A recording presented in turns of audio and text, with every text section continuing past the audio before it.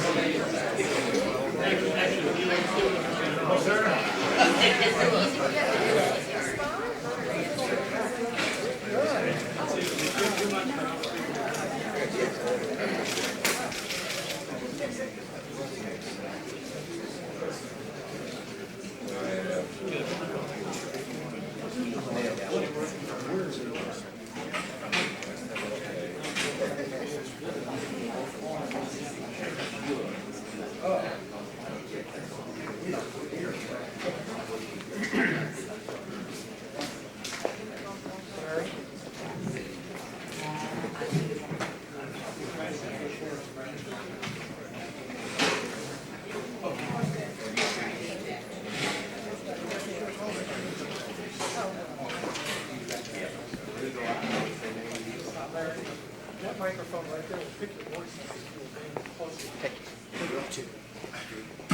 How about this?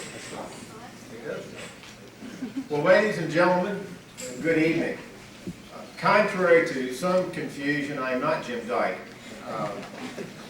My name is Larry Frummer, and Jim has been delayed a bit, but he will be here in the not too distant future. But I want to welcome each of you tonight to the first public forum of the Governor's Advisory Committee on Workforce Virginia 2000, a Partnership for Excellence. I won't belabor what we're about because I think everyone here knows the problem. The problem is Virginia's workforce as a viable workforce for the year 2000. We're here tonight to receive comments from the public and from some particular people who have been a part of efforts to improve our workforce for quite some time. Most of those have been a part of some very, very innovative efforts. If I might, before we go too far, let me recognize two members of the General Assembly who are not on the panel. We'll recognize those who are on the council in a minute. Delegate Henry Maxwell, who is with us tonight.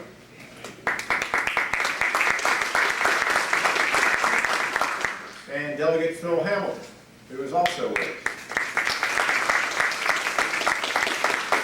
And I don't think any other member of the General Assembly slipped in, so with that, let me recognize, if I might, the Honorable Robert Scott, a member of the Virginia Senate, for some welcoming remarks since we are in his jurisdiction. You can do whichever you would like.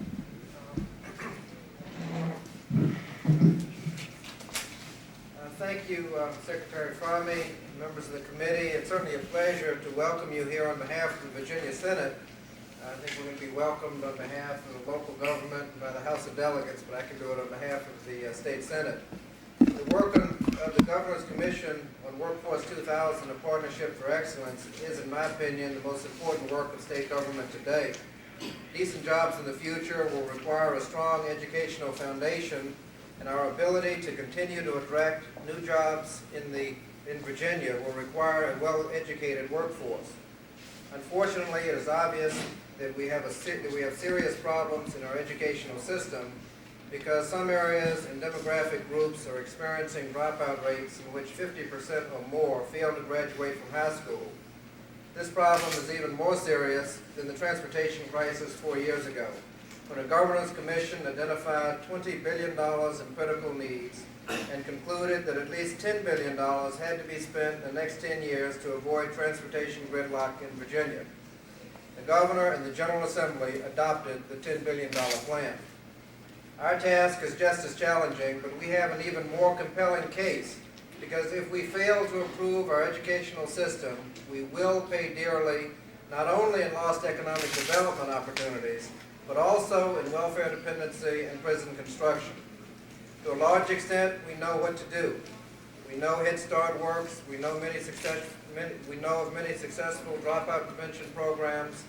We know of successful literacy programs, and we even have a National Commission report as a model. Our job is not to reinvent the wheel, but to compile this data and available recommendations, and to tell the governor and my colleagues in the General Assembly what needs to be done. I am confident that the governor and General Assembly will respond. So again, I welcome you to the peninsula, and I look forward to working with you in our challenge to work together to improve Virginia's future. Senator, thank you. The other House commands and deserves equal or greater time from our member. Our member on this council from the House of Delegates is Delegate Shirley Cooper.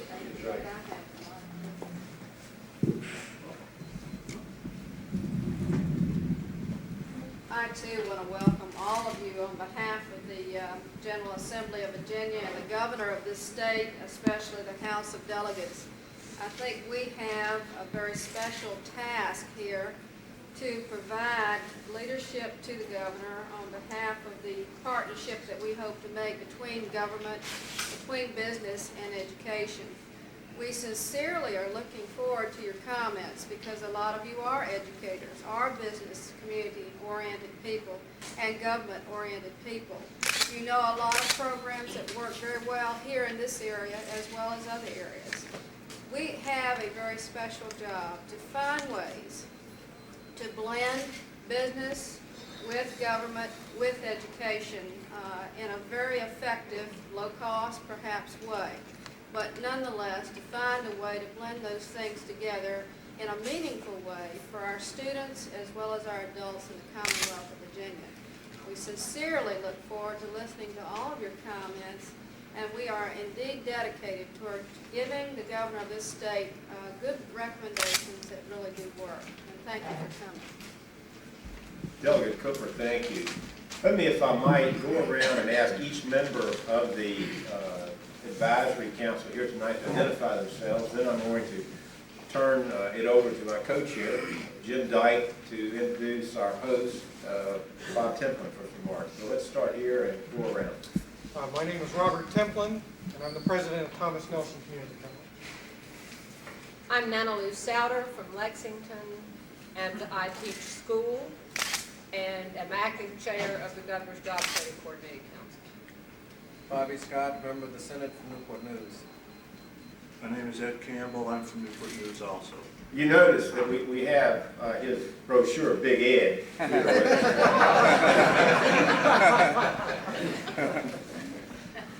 Jim Dyke, Secretary of Education. I'm Norm Beatty, Vice President of Colonial Williamsburg, President of the Virginia Chamber of Commerce. I'm Delegate Cooper from the Williamsburg, York County, Pocosin area, and I used to teach school. I'm Marjorie Coffey. I'm chairman of the Lee County School Board. I'm David Temple. I'm director of this project and staffed at the Center for Innovative Technology. Mr. Secretary. Thank you very much. Let me first apologize for running a few minutes late. As some of you may already know, we're in the midst of some budget meetings back in Richmond. And indeed, as I look out at these smiling faces, I see a few people that I have met with already that I will be meeting with in the next day or two. So I apologize for being a little late, but I did want to be here simply because, as I'm sure Larry has told you, this is one of the most important initiatives that I feel that we will be embarking upon during the 4 years of this administration. I cannot stress the importance of us working together, education and economic development, the business community, to attack the problem of how do we make a smooth transition from our educational system to the workplace? How do we prepare our young people to accept the challenges of the 21st century, to be properly prepared to move into the workforce? We're going to be addressing a number of issues. I'm sure Larry's probably gone into a few of them already, but I'm here to tell you on behalf of the educational community that we're looking forward to working with the higher ed community, community colleges, our four-year institutions, both public and independent, with the General Assembly, with the business community, with a number of you who are engaged in different ways in the whole issue of preparing our next workforce. I think that there's nothing more important than making sure that our young people, as they move through this system, get the skills that they need in order to meet the challenges of the 21st century. And that means focusing in on making sure that we have programs available not only for the college-bound student, but for the work-bound student. And that's going to present some interesting opportunities for us to work together and try to come up with some partnerships that will help us achieve that goal. That's one of the reasons we selected this site for our first hearing, because here in this area, we have embarked on a number of different partnerships between business and education, which focus in on this issue, the very issue that we've been working on as part of this initiative. Our host here, who will be, I think, making some formal remarks from the podium in a few moments, in fact, hosted the program a few months ago. Larry and I had an opportunity to participate, where we really had an opportunity to launch the effort that we thought needed to be made between the business community and the education community to address this problem.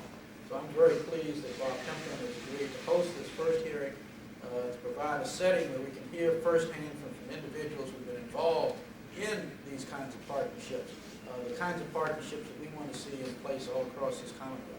So I'm very excited about this opportunity. I know the governor is very excited about it. In fact, he spoke about it as recently as yesterday in Charlottesville. He spoke to the local government official and talked about the importance of this initiative and working together. So with that as a lead-in, let me turn it over to our host to bring some welcoming remarks and also give us an outline, I believe, of some of the exciting efforts that are going on in this area to bring together business and education. Bob?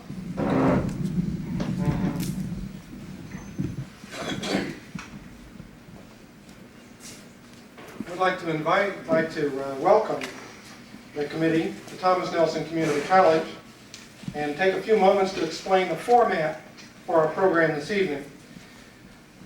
Rather than me stand up here and talk about all of the things that are going on in the Hampton Roads area and to try to speak for business or local government or education, I've invited many of the leaders from those sectors to be with us this evening.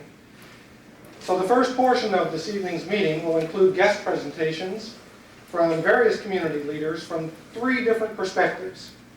First, from business and industry, next from local government, and finally from education, both from our public school divisions as well as from higher education. They will attempt to address one or more of the following questions. What education and skills will be needed in the workplace during the next 25 years? What education and training are now being provided to meet that challenge? Third, what additional or different education and training opportunities need to be designed that are not now available to meet the needs of Virginians? And finally, how can education, business, and industry work in partnerships to help ensure that the additional or different education and training opportunities are provided to Virginians where they are needed and when they are needed?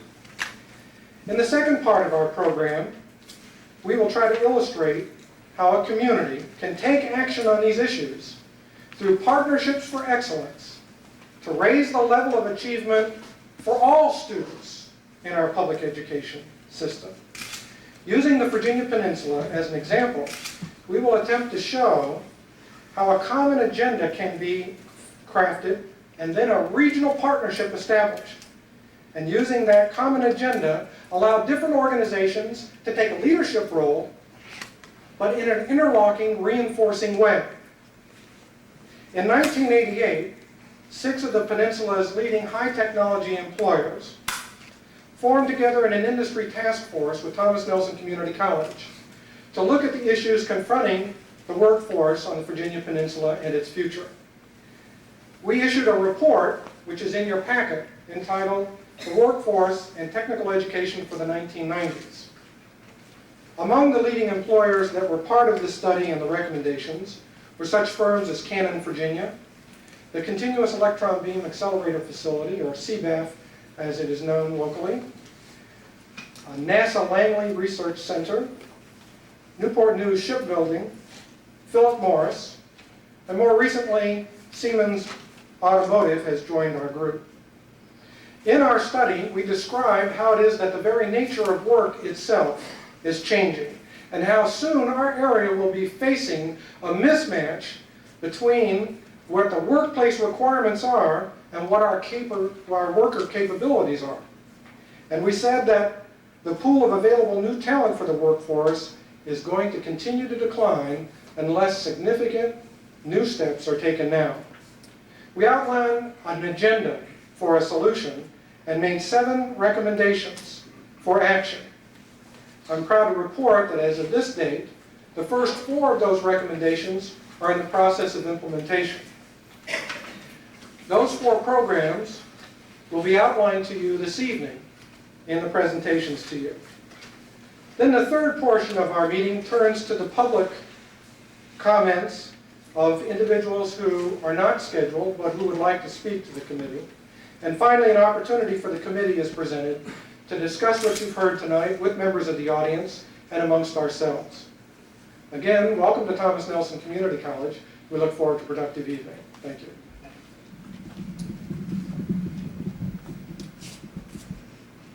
The first part of the presentation tonight will be the business and industry perspective on the questions that Dr. Templin raised.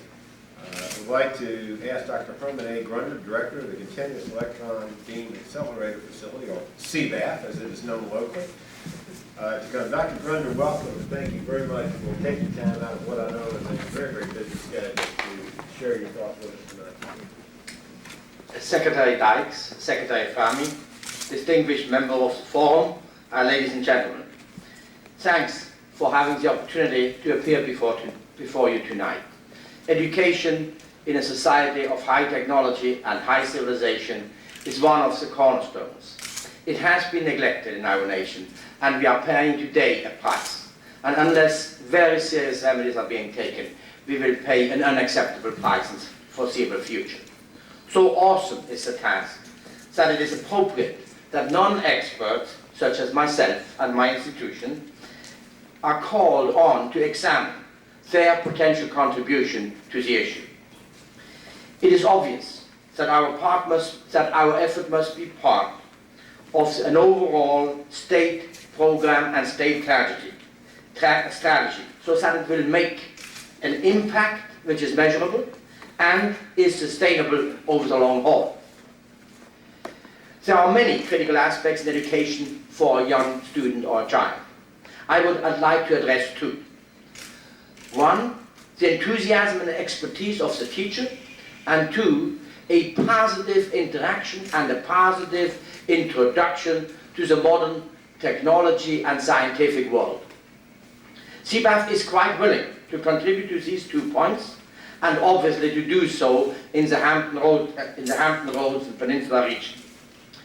CBAF is thinking to address these issues is described in a handout which I have over there, and if I could persuade Mr. Temple to hand him, oh, thank you. Allow me also to introduce at this time Dr. Hartline, who is supporting and advising me on a part-time activity, which is all of us part-time. She is the project manager of the construction project of CBAF. First, we plan to provide an intellectual home for science and mathematics teachers at CBAF, where they can not only participate in actual research activities during the summer, but they also can come back and discourse with their colleagues, find moral and material support in order to be themselves enthusiastic about the science they are supposed to their teachers. This approach has worked on many national laboratories and is part of almost, one could say, a standard approach under the guidance of Secretary Watkins of the Department of Energy. Second, CBAF has planned to introduce children to the technical and scientific world by building into the curriculum of a 4 to 6 year old grader a week, 1 or 2 weeks, at places such as CBAF and others. But now only speaking for CBAF. What we imagine is that in accordance with the school and under careful preparation of the teachers which are addressed, a 1 week working week for the child, but it goes to a different place. While it is experiencing education, it is at the same time assimilating the scientific environment. It sees that even the most far-out scientists, with the exception of wearing tennis shoes, are rather normal. It furthermore sees that it can, and perhaps, as the case might be, should be intellectually stimulated and interested to pursue such a career. One hopes that the number of children can, in such a fashion that they can interact with scientific and engineers and technical people, and in that fashion have a lasting experience. We are convinced at this time that a field trip, the famous one-day field trip, is not going to do the trick. It is too much fun to throw a bottle at your friend. In preparation for such a program, CBAF is planning to interact with both teachers and the school administration in mutually supportive ways in order to fully integrate teachers, students, and CBAF or other institutions, as the case may be, in a program. That, ladies and gentlemen, is my most cogent remarks, and please remember, I'm not an educator. However, I'm a very concerned citizen, and I believe that education will go far beyond just giving us a good workforce. Of course, we hope also to keep our kids off drugs and keep them interested in the life of a normal citizen. Thank you.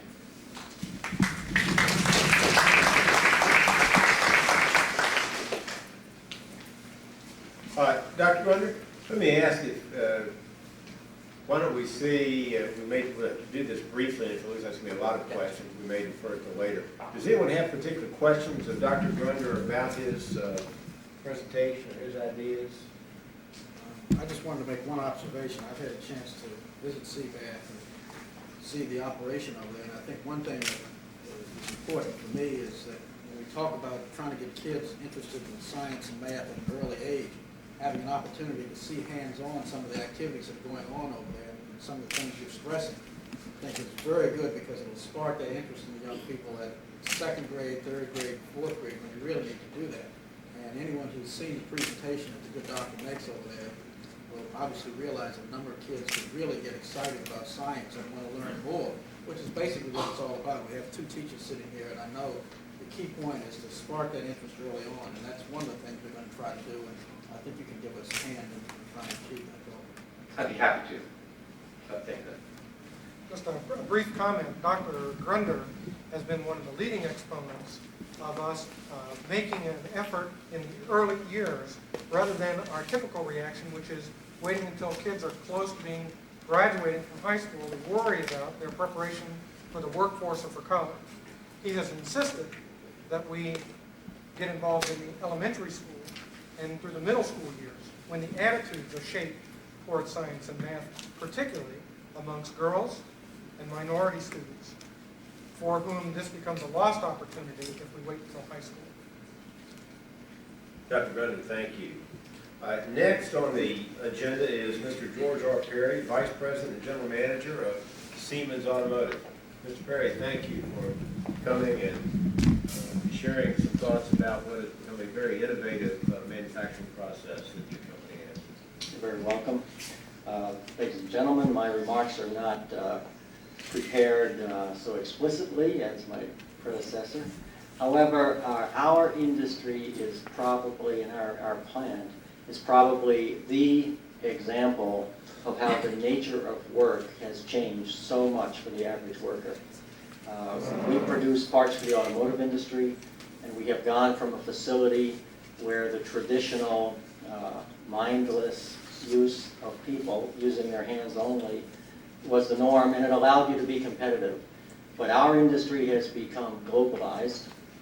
We, from our own facility, ship all around the world, Asia and Europe as well. And in this global marketplace, all things have changed. We can no longer compete on the basis of labor rate, that's for sure. We're now competing with countries that pay 1/10 of the wages that we pay. And what we really need to do at this point, in addition to clearly understanding all of our customers' requirements, including those from different cultures, which is a very difficult task for people to grasp, is to find a way to tap the creative abilities of all employees, not to be dependent on the experts.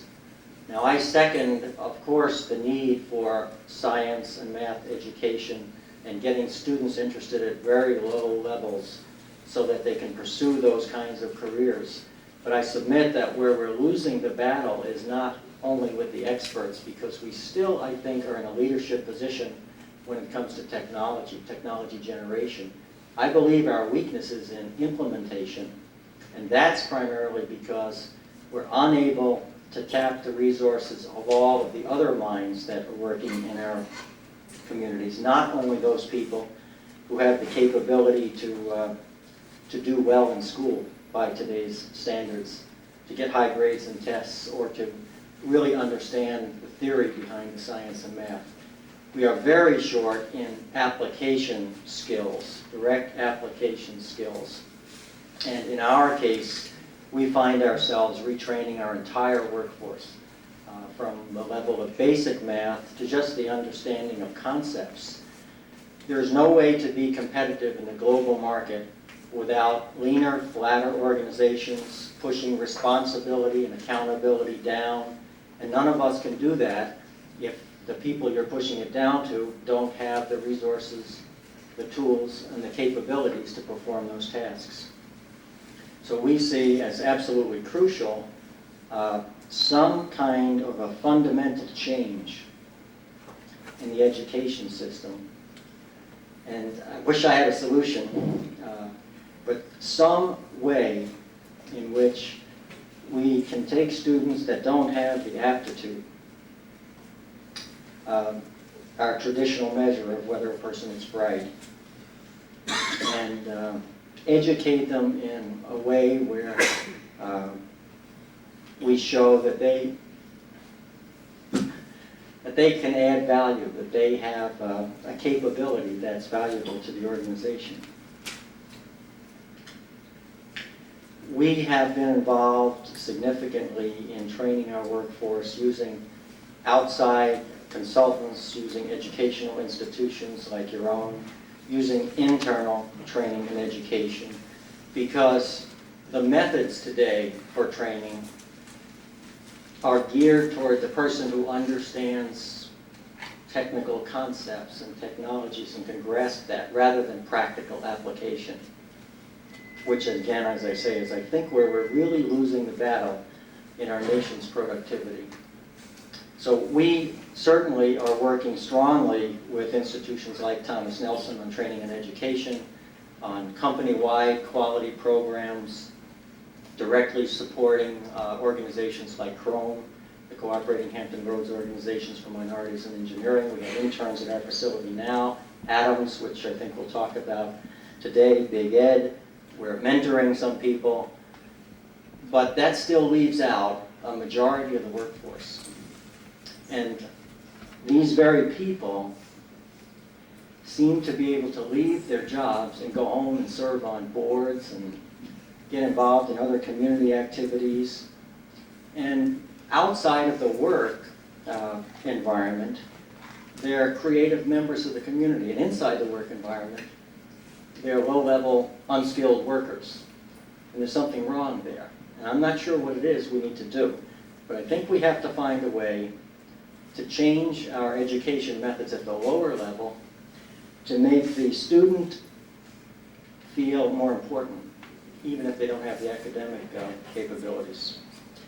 In addition to that, I think there are many ways that business and industry can help each other. We always tend to take people and send them to seminars given by educational institutions. Perhaps we need to do the reverse. We need to find a way to structure a program where business gives seminars for educators to keep educators up to date with what's really happening out in our factories. Again, the idea was brought forth earlier, but we've got to get educators up to date and excited about the things that are happening and the things that really count in making our workers productive and our companies productive, so they can transmit these to the students in their everyday life. And I'm not, again, sure whether we can have a summer intern program where educators spend time on the company's workforce and on the company's payroll, or where we can take employees who perhaps are tired of the stress, are ready to retire, but certainly could serve very well for 2 years in some kind of a structured environment where they and educators really talk about what's happening out there in the companies, and they basically mentor some group of educators. I think there are many ways that if we sat down and brainstormed and really got creative, we could accomplish that broader goal of making sure that as students come up through the educational system, that the people who are doing the educating also have their finger on the pulse as to what's happening out there. And I'm sure business would cooperate, because we spend a fortune in education and training year after year, and it's something that we know we have to continue to do throughout the lives of our employees. And obviously, the more educated, the more broad-minded, the more the student's able to use their creative abilities when they join us, the better workforce we're going to have and the more productive we're going to be. I thought I would go at it from a different perspective than just the standard call for science and engineering, although I'm a champion of that, and I really feel strongly that we need to get students much more involved at a lower level, and we're supporting an awful lot of programs here. Thank you. Mr. Barrett, let me ask you a question, if I might. If I understand, as your company moved from the more standard road action assembly process to the newer manufacturing, what required more independent thinking by your workers, you had a choice, it seems. You could either take your existing workforce and retool them, retrain them, or you could get rid of that workforce and hire an upgraded workforce. Sure. Which did you choose and why? How did you do it? Well, we chose, very clearly, we chose the latter. We chose to basically, well, I guess the former from the way that you phrased it. We chose to re-educate our employees. And we went from an environment of a person stuffing components in printed circuit boards to an environment where we have an automated assembly and test operation, and a person has responsibility for an entire cell and basically walk around. They don't have a direct labor job at all. They walk around and make sure things are happening right and all the logistics are working and the material's there and there are no jam-ups, and they use, obviously, their brain. And it was an intimidating change for the workforce, because the first thought in any production workforce when you move toward automation is that means jobs go away. And in fact, we're growing. Jobs have not gone away as a result of that. It's a long and hard road. I'll tell you that. It's not for the faint-hearted. You pay the price. But it's definitely the right way to go.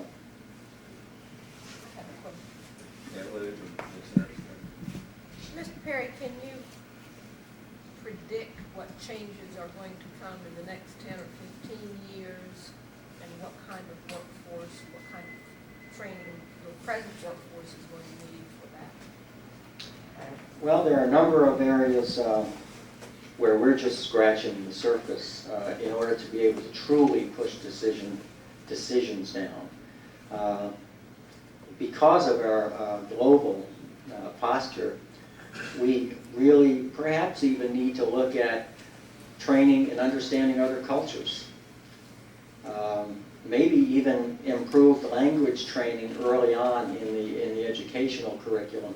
You know, the standard joke, I lived in France for a while for this company, and the standard joke is if you speak 3 languages, you're trilingual. If you speak 2 languages, you're bilingual. And if you speak 1 language, you're American.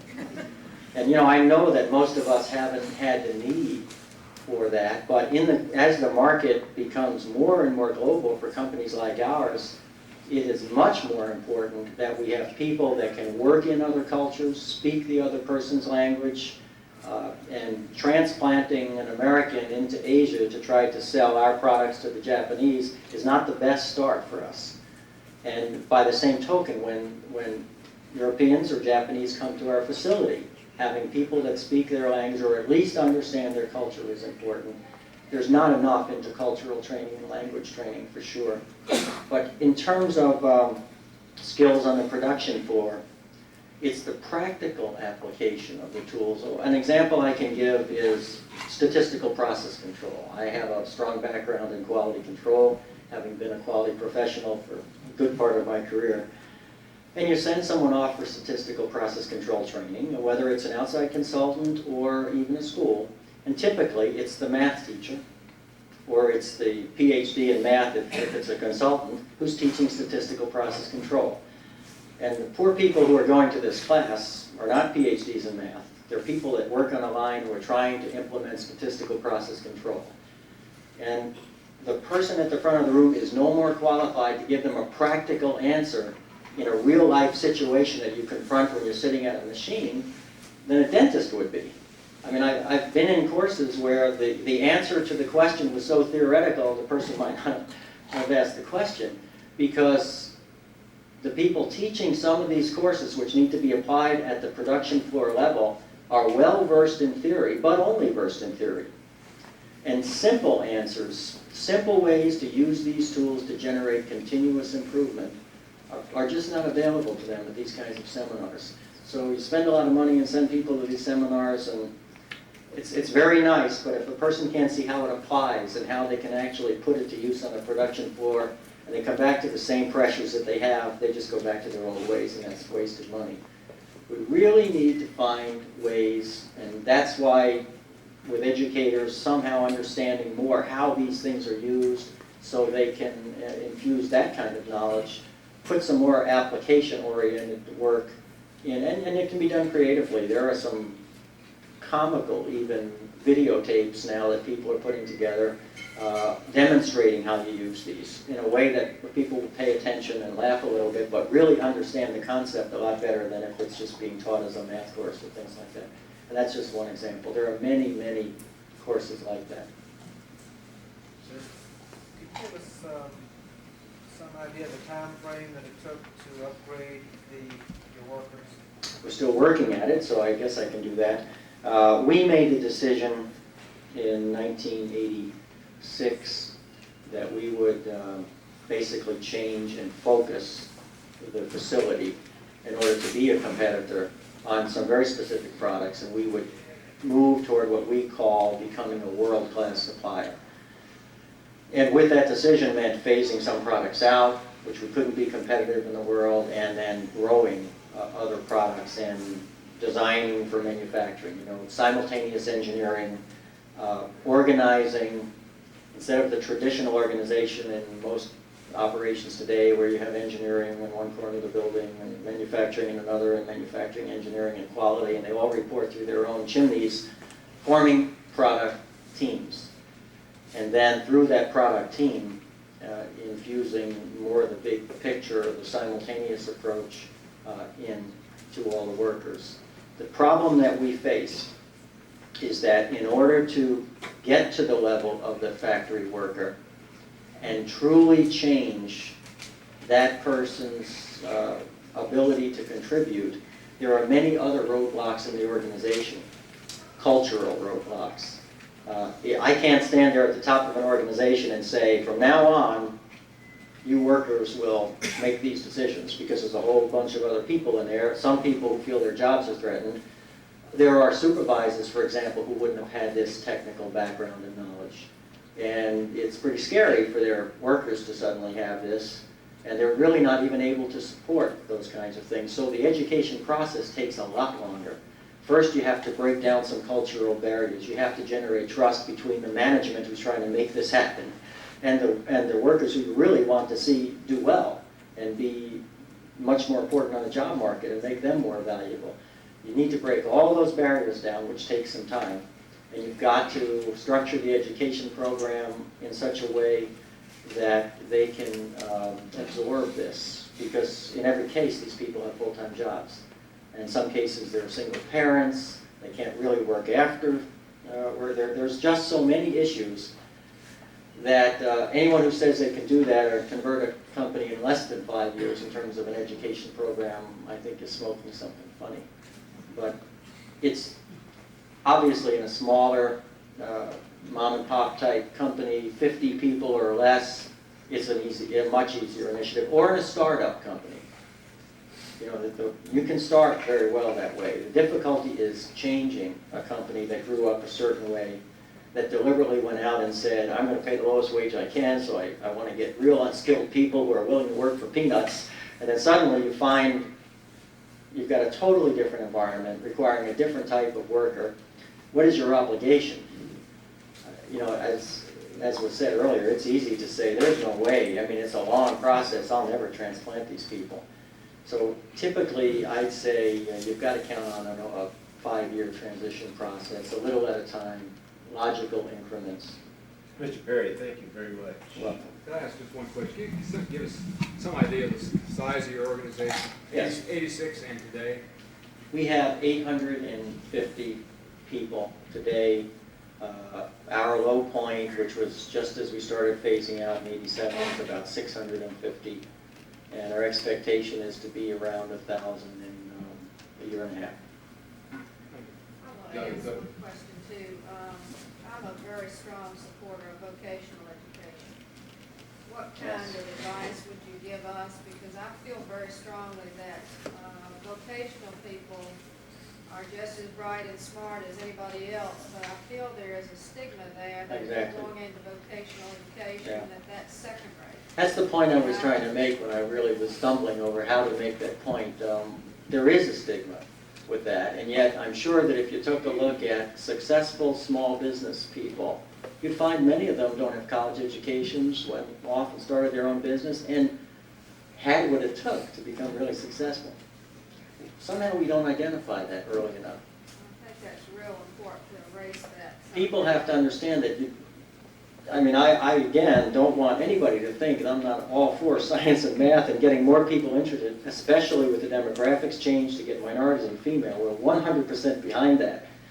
But people have to realize that we can't let young people believe that if you can't make it to the college level, you're not, you're lower class or something. I don't know how else to say. Okay, thank you. Next, Mr. John Keelan is chairman of the board of the Greater Hampton Roads Chamber of Commerce and has a very broad-based industry and business perspective. Mr. Keelan, welcome.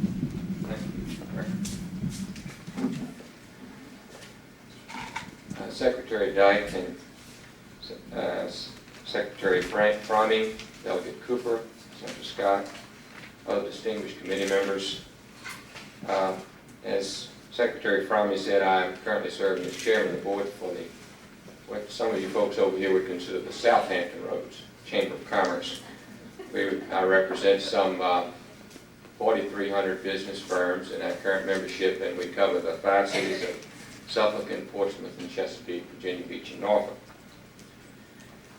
Business and industry are keenly aware of the need for more qualified entrants into the job market and entrants that have the skills and knowledge which will allow them to progress and assume additional responsibilities. Many businesses have programs underway to decrease the dropout rate and incent students to go beyond the high school level. As an example, my own company has a couple that come to mind.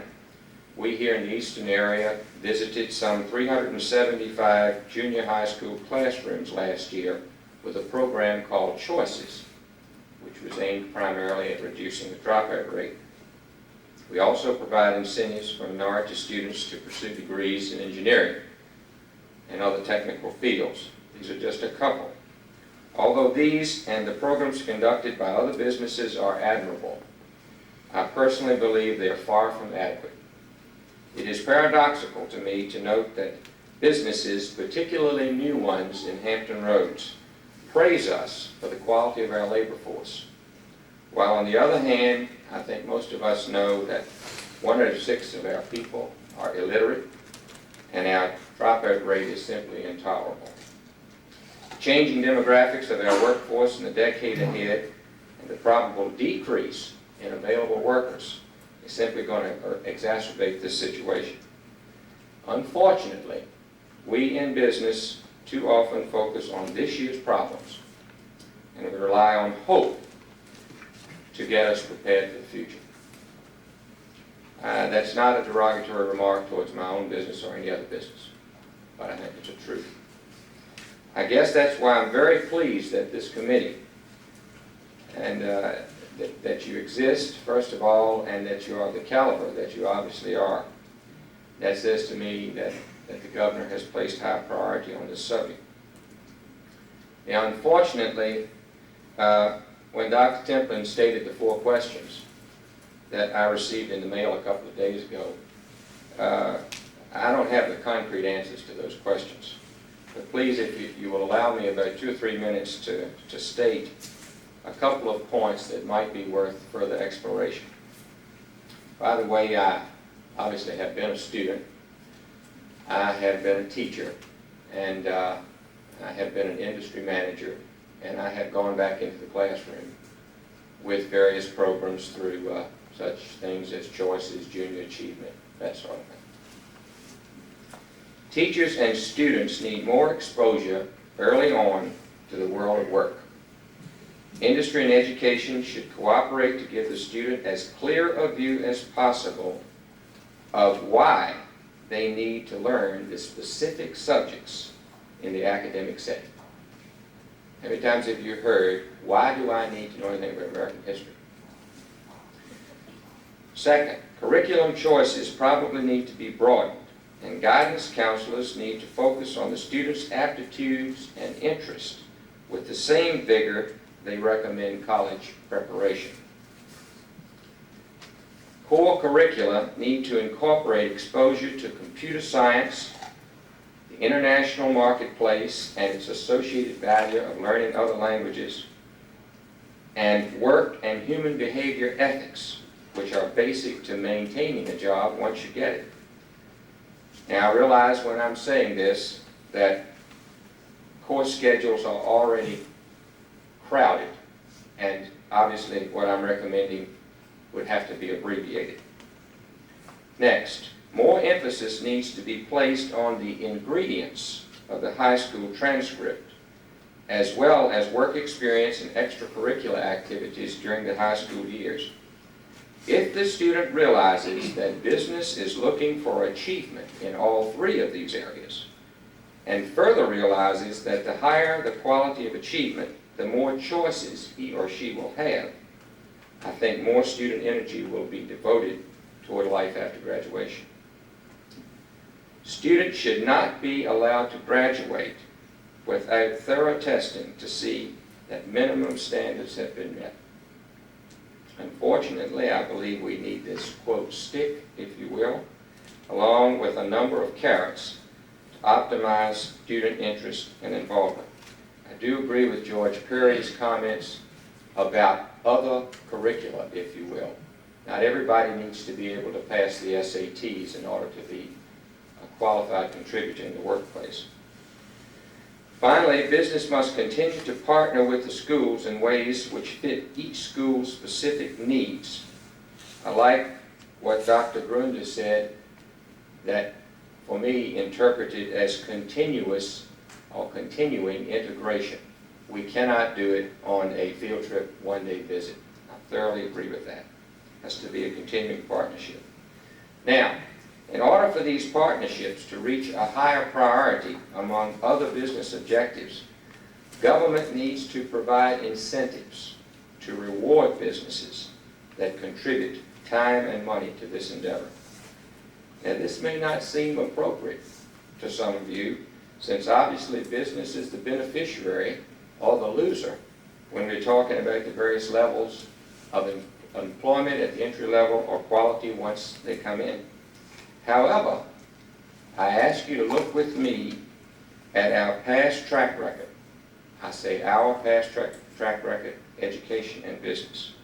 And I think it's obvious that some additional incentives must come about before we can realistically expect the United States workforce to compete effectively in our future world economy. Thank you. Thank you very much, Mr. Keeling. Very much appreciate that perspective. Mayor Duvall, with your permission, Mr. O'Neill has, I am told, has a very pressing meeting, and I wonder if we might let him slip in ahead. Is that, I'll let you all work it out and slug it out later between the city of Hampton and the city of Denver. Thank you, Mr. Robert J. O'Neill, City Manager, City of Hampton. Secretary Fowling, Secretary Dyke, appreciate, and Mayor Duvall will get me for that one, I'm sure. I appreciate the opportunity representing the City Council in Hampton to talk to you tonight about what, from our view, is absolutely the single most important issue that we can focus on in our community, and I suspect in any of the communities around the Commonwealth. Our council has adopted really a thesis that, if you have been reading the Harvard Business Review recently, that Robert Reich at Harvard has offered, that whether you're a company or whether you're a community or whether you're a nation, your only strategic asset that you're going to be able to compete on in the future is the quality of your workforce. We know that about 25% of the students nationally fail to complete high school education. 13% of those who do graduate, graduate functionally illiterate. And that our students today are competing with students who go to school 250 days a year in Korea, 240 days a year in Japan. The average student in Japan, just in the formal education, not including that's used after hours for preparation for higher education, but just the classroom hours, the average student in Japan will have the equivalent of 4 years more classroom experience and time than his American peer. I would like perhaps to echo what George Perry had indicated. While we, I think, feel very strongly that the issues of math, science, the language arts are absolutely vital, and we need to do as good a job as possible, we know that the adaptation to change will be the constant in today and tomorrow's work environment.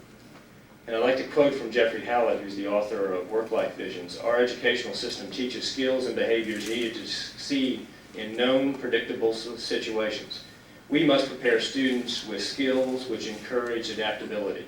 Today we know that people will need to be retrained 3 or 4 times within a normal employment period. Our scope of education must change to encompass far more than is currently accepted. Education must prepare students not only for a job, but for a changing work environment. We know that the problems of the at-risk, quoting from Virginia's Comprehensive Prevention Plan, we know that if there are not radical changes made in a number of our systems, and right now I'd like to speak a little bit as a local government official, and maybe conclude our remarks as an employer. We know that the first high school graduating class of the 21st century will be ill-prepared as productive citizens. When they entered first grade, 1 in 4 was poor, 1 in 5 was at risk of becoming a teen parent, and 1 in 6 had no health insurance. We know, as Senator Scott's indicated, a number of strategies that work. For every $1 spent in preschool programs, you save $6. For every $1 spent in prenatal care, $3.30 is saved. In nutrition programs, save $3 for every $1 invested.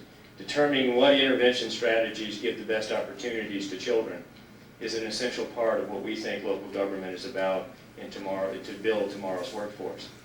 Like many communities, we have a working task force of citizens, business leaders, educators, and city staff working on defining a set of strategies for our community. This includes some of the intervention set of strategies described above, but also include how to link the home and classroom by information technology to improve the level of parent involvement, one of the central keys to educational success and skills of students, and to how to involve business more actively in the development of curricula and involvement in the classroom as part of a public educational experience. I'd like to close with a quote from an article by Robert Allen, chairman of AT&T, which was published in 1989. Mr. Allen wrote, "A generation ago, the U.S. accepted the mantle of world economic leadership. Then it acted as if it came with tenure. Today, Americans' ability to compete, never mind lead, is being called into question. That won't change if we continue to accept the fact that many of our children are living and learning in ways that make them unemployable." Thank you very much for the opportunity to speak to you this evening. Mr. O'Neill, thank you. Mayor Duvall, under the rule of recency, you have now been accorded the favored position. The rule of recency saying that that which is heard last is best remembered. So as the last speaker on local government perspective, we surrender to you now the honored and favored last position on local government perspective. Mayor Barry Duvall of the City of Newport News. Thank you very much, Mr. Secretary. It's always a pleasure to yield to a member from the City of Hampton. We call that regional cooperation here on the peninsula. It's a real honor for me to be here tonight and to welcome you here on behalf of local governments of Hampton Roads. We are here to talk about education in our community, and that's a favorite subject of ours. We take pride in our education system that we have here, and we're always looking for ways to improve it. We're also looking for ways to improve the state's education system, and anything that we might be able to do to contribute, we're grateful for. On behalf of the citizens of Newport News, as well as the City Council of Newport News, I'm pleased to be here. My focus tonight will primarily be on the role of industry and government working together with education to help accomplish the mission that we face. We are all aware that a competent workforce is more critical today than at any other time in our nation's history. And Bob O'Neill well articulated the statistics that all motivate us to be here tonight. And without repeating those statistics, I would like to just make a few key observations. First of all, we believe that education is the key to economic prosperity. We believe that a well-trained workforce is the foundation upon which our competitive workforce can stand. And we believe that government and business and industry, all three, must work together to play a significant role in accomplishing these goals. Industry must be the driving force in alerting our educators to its present need for education and changing trends for skill development. The role of industry in education does not stop at serving just as curriculum advisors. Employers who invest in our students today will reap healthy benefits in the future. The investment may take the form of classroom discussions, as we've heard about tonight, and professionals in particular fields going and visiting schools. Through doing that, they provide students with role models of people who have gone through the education system successfully and are now out in the real world with jobs and who are successful citizens. This type of active participation that we've heard about tonight is all very germane and necessary to have successful role models in the workforce for our students today in schools. As mayor of Newport News, I assure you that the city has a strong commitment to education as well.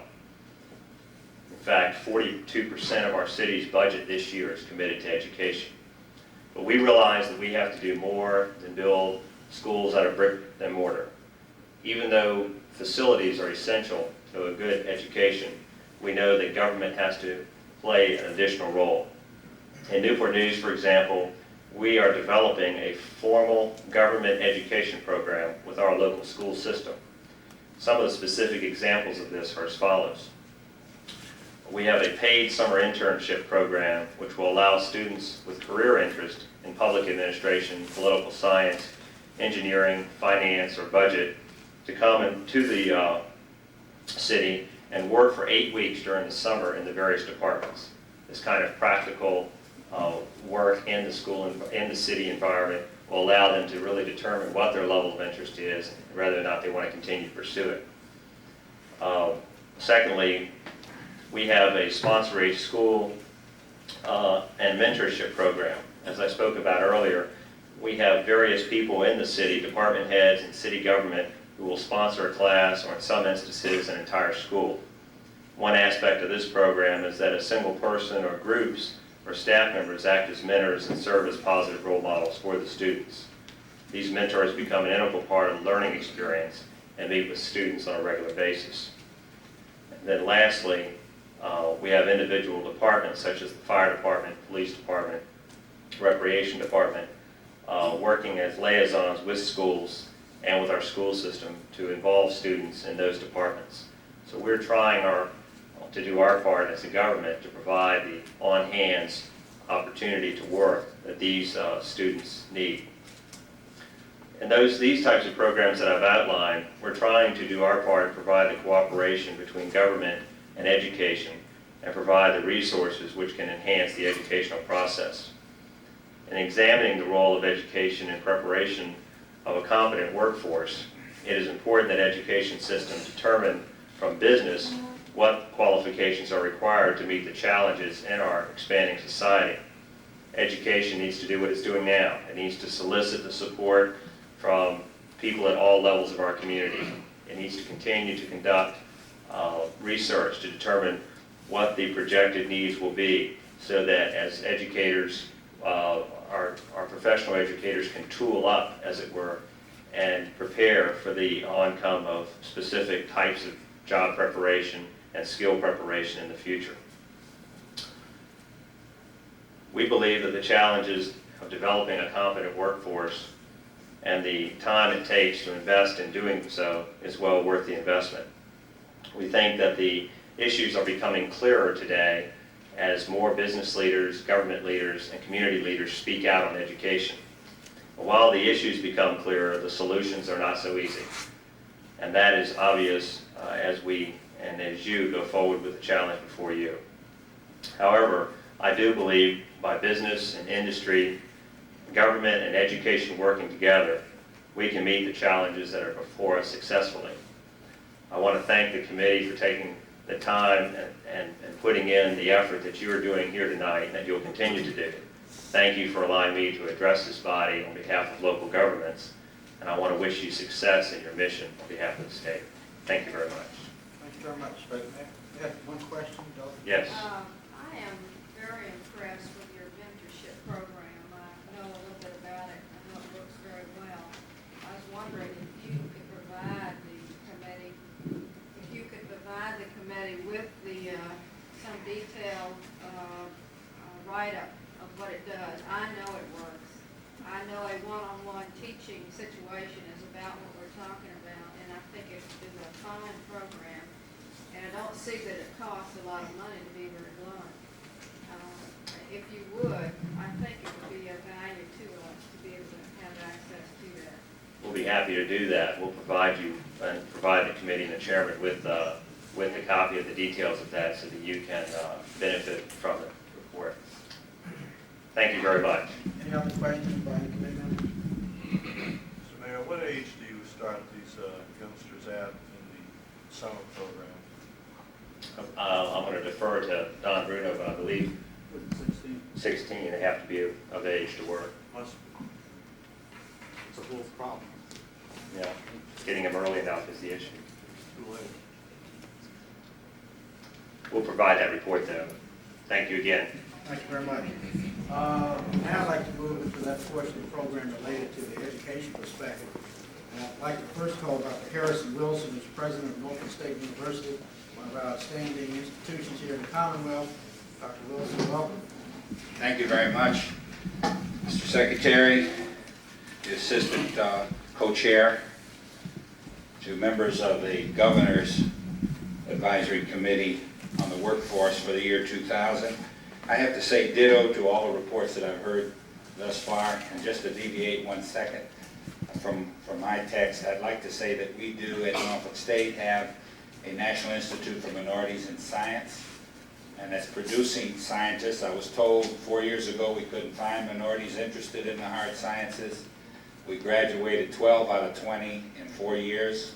They're all going to either MIT, Georgia Tech, from all the way through for PhDs in chemistry, University of Minnesota in chemistry, University of Virginia in medicine, Eastern Virginia Medical College in medicine. Each and every one of them had a relationship with a business, the Bell Labs of New Jersey, NASA here locally, and NASA Kennedy. They went to the University of Tennessee, University of Illinois, and several other businesses where they interned during the summer and earned $12 an hour minimum, and were using that to continue their advanced education.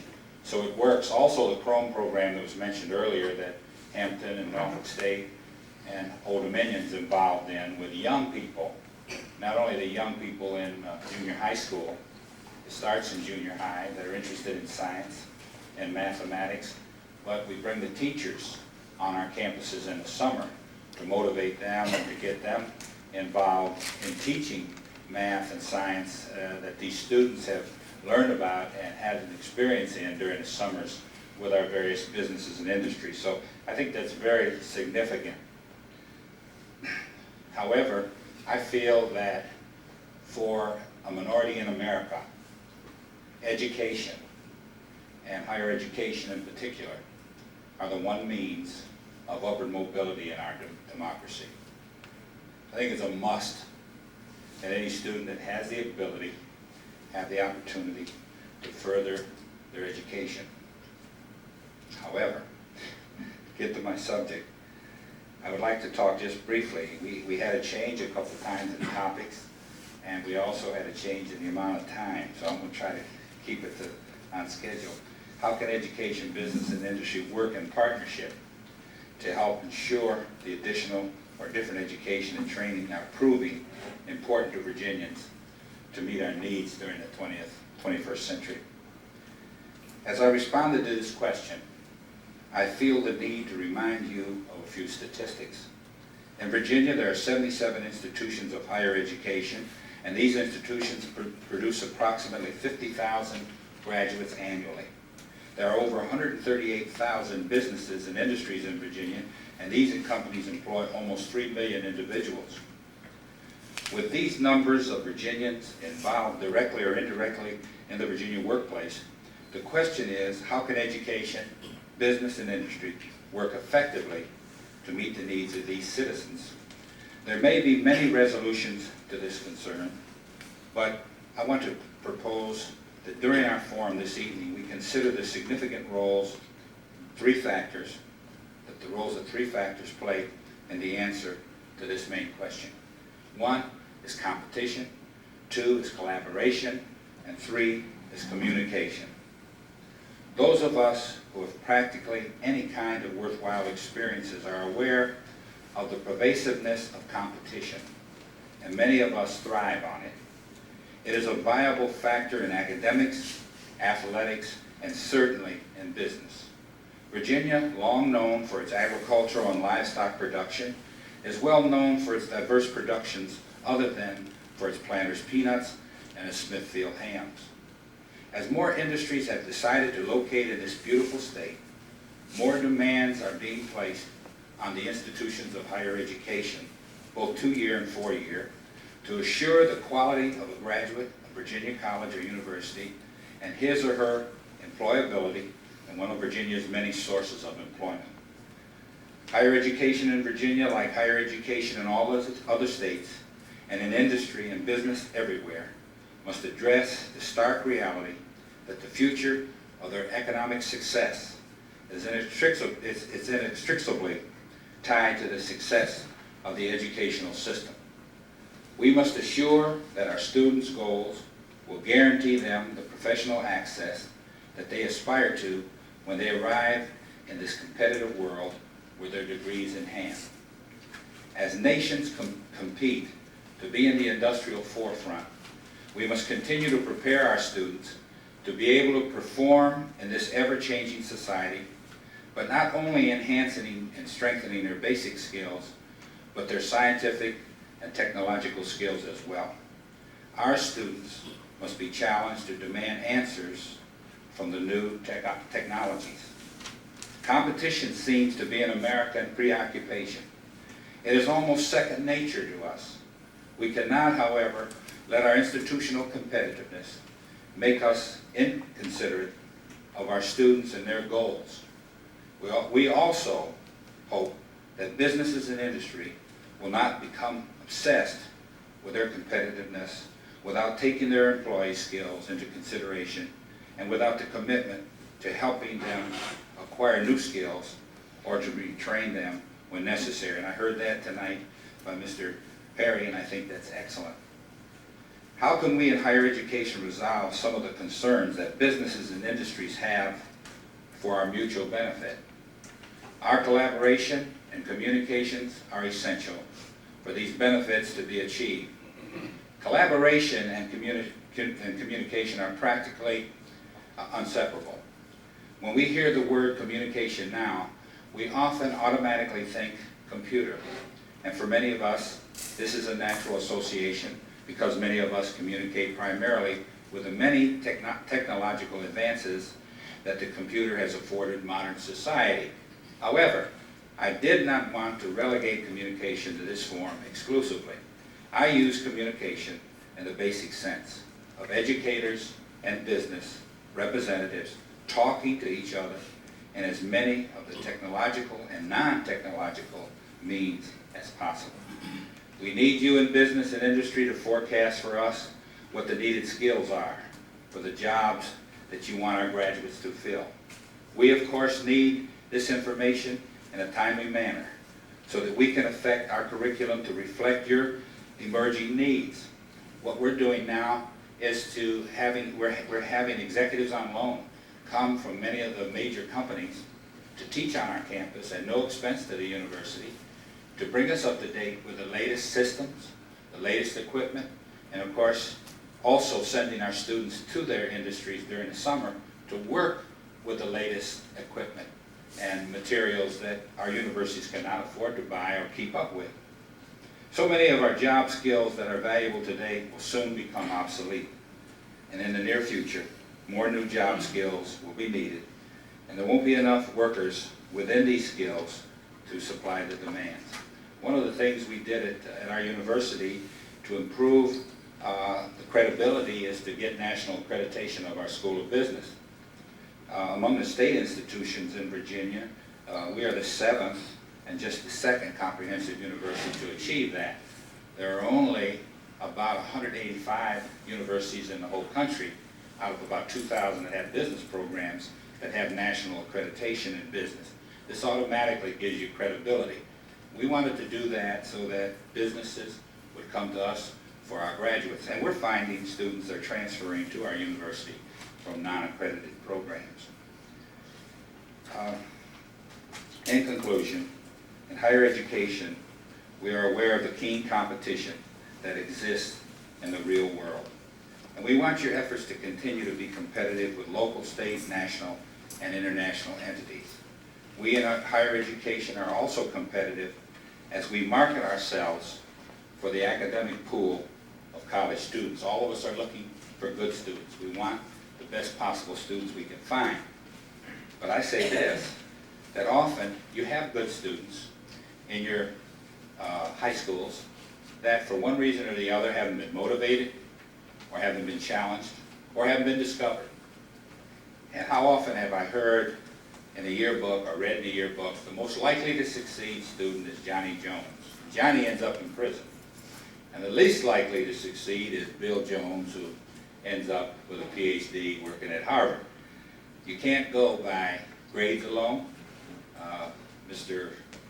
Gentleman over CMP mentioned the fact that Virginia has one of the finest workforces of any of the Bell Atlantic telephone companies. And I haven't ever checked their educational background, but when you can compare companies from state to state, you ask the question, why is it that a company like Bell, CMP, Bell Telephone Company, has the best record in terms of its employees right here in Virginia? We'd have to say pride, we'd have to say interest, we'd have to say concern for wanting to do a good job, highly motivated, all of those good things that we want to compare ourselves with. Collaboration is important, it's symbolic. We cannot do the job alone. Higher education must have a relationship that's founded on interest in our whole country, interest in our immediate community and our state.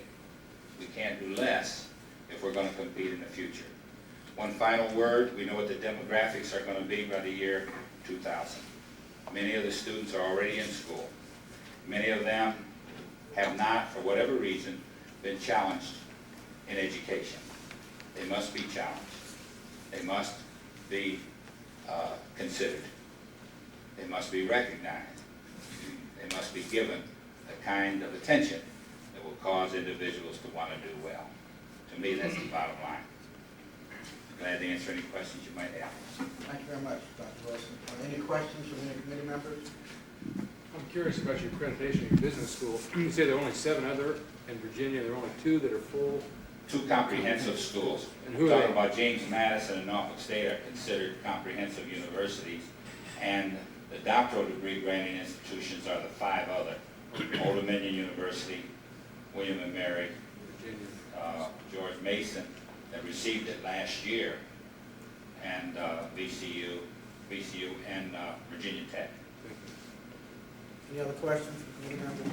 If not, why don't we call on Don Bruno, the superintendent of Newport News Public Schools and also the chairman of the Urban Superintendents Coalition in Virginia.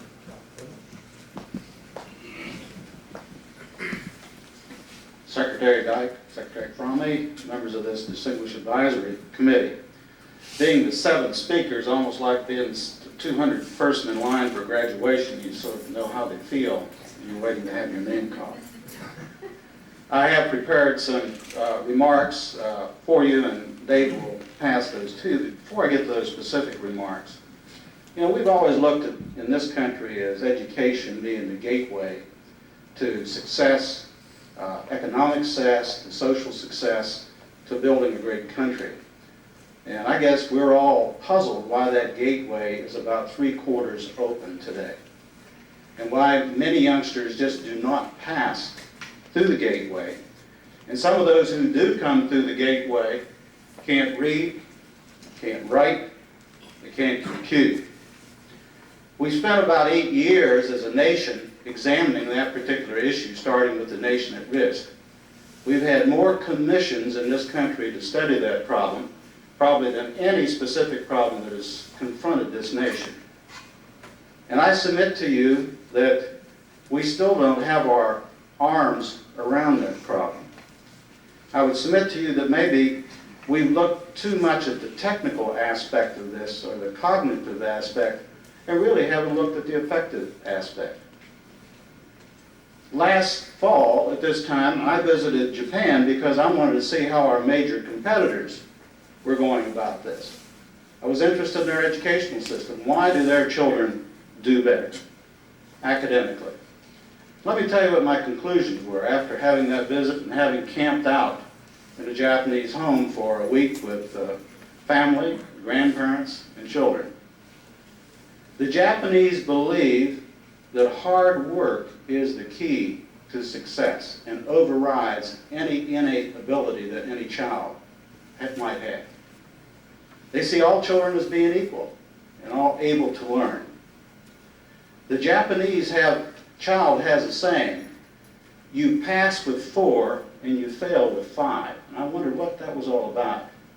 I found out it meant that you pass if you have 4 hours sleep each night, and you fail if you sleep 5 hours.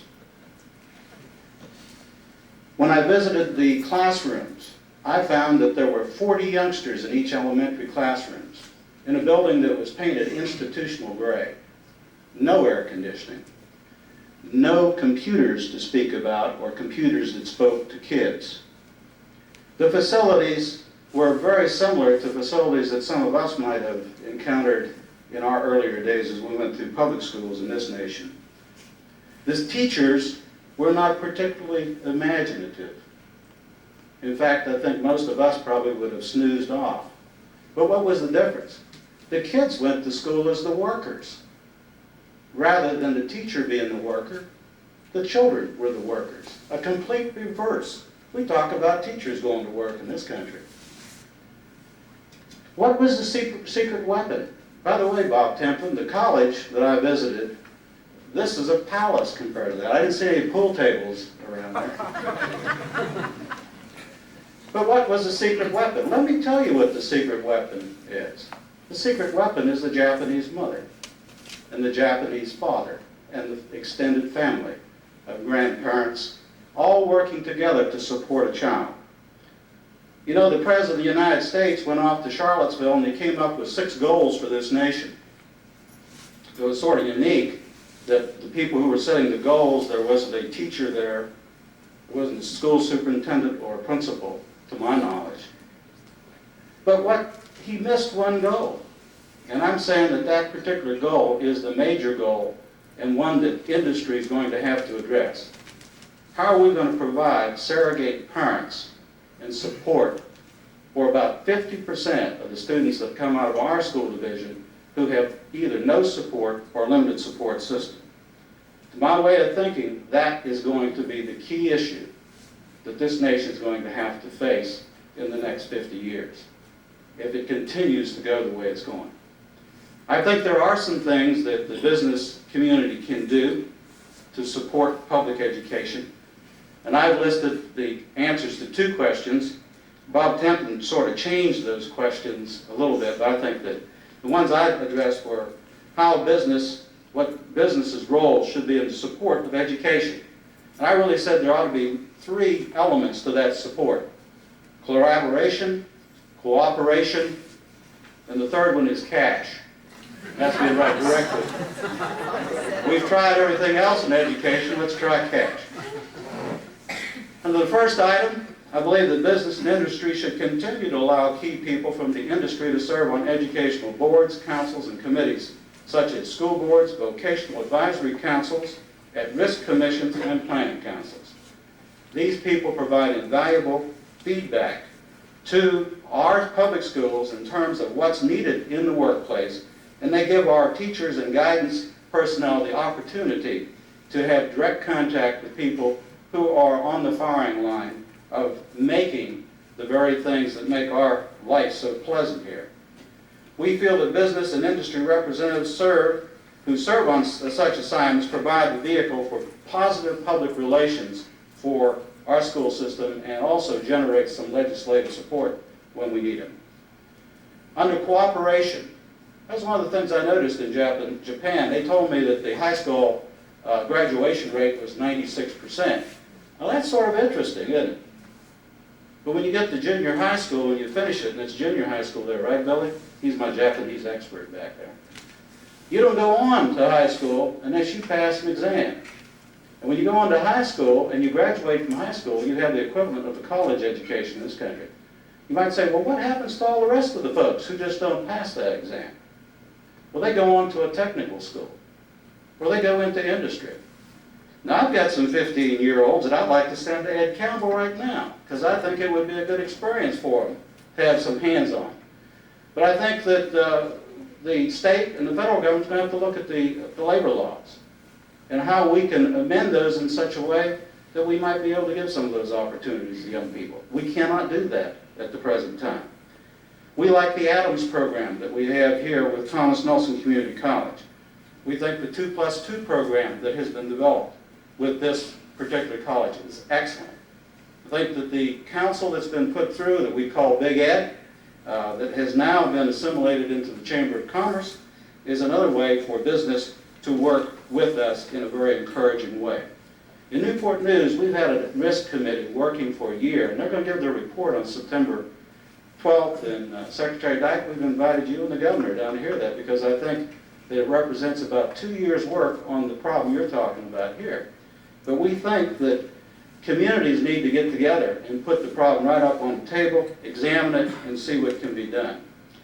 We think that good day care for employees' children is essential if we're going to do a good job in public schools. Let me throw another one at you folks in business. If we have single-parent families, and 50% of our families are single-parent in Newport News, and 65 to 70% of those people work every day, how can they get to school at a reasonable time to talk to us about our child? You might say, well, let them come at night. Time nighttime comes, if they've got 4 kids, they're so zonked out, they're not ready to communicate. I would suggest that business and industry look at release time for employees during the regular workday so that they can visit the schools. And we'll make sure that they get there, and we'll let you know that they're there. And I think that that would be an essential link. Let me tell you an example of that that's worked in Newport News. Ed Campbell has a shop right across from Newsom Park Middle School. He releases during the day engineers and people to go over to that school to work with special ed children and kids who need help. That's the kind of cooperation I think that we need. The third item I put down was cash. And I know that the governor's talked about our austerity, but I would like to say to Secretary Dyke, I think he did as well as he could with public education. Don't mess with that. We don't want to talk with you anymore about that. It looked pretty good to me. But I do think that in our communities across this state, we need to put some educational foundations together that are going to provide some incentives for these youngsters who don't have a support system at home. That means some tax breaks for industry so that they can move in that direction. Norfolk has such a program, Cleveland, Ohio has it, Atlanta has it. I think it's time that the state recognize that that is a viable way for us to move. The last question I focused on was how can the Commonwealth of Virginia focus its resources to encourage industry, education, and partnerships for excellence. The business and industry must continue to provide leadership and financial resources to support partnership activities. Our school system has 35 schools and we have 40 partners. Some of our schools have 2 partners. And the very first partnership agreement we ever signed in Newport News was with the Newport News Shipbuilding and Dry Dock Company. It's a written agreement. It sets out parameters of what the company will do and what we will do as an education system. This morning at 7:30, I met with Dr. Gunter and Bob Templin, and we're talking about working out a partnership agreement between our school system and CBAC. I think those partnership agreements are very viable ways for us to encourage youngsters, give them mentors, give them that surrogate parent that I was talking about earlier, so that they'll be successful. Obviously, they say marriages are made in heaven. I think this is a marriage that truly could be blessed by heaven if we could get all of our people thinking about what the real problem is. Our youngsters in this country are just as bright as the youngsters in any country in the world. All children can learn. It doesn't make any difference whether they're white, black, or yellow.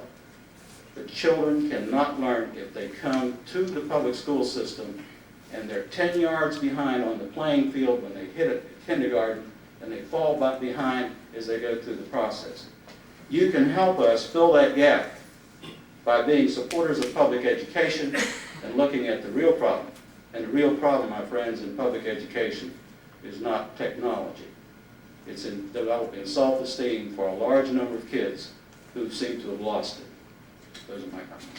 Thank you very much. You've made several references to Ed Campbell, so I think I need to give him an opportunity to respond also. He's a hard negotiator. He writes agreements at himself. This is not a business meeting. It's not a city council meeting, right? Right. Thank you, Don. I'm going to be rude and leave, even though I am a member of the commission. I've got to go up to Chicago and try and get some more work for a year. We're running out.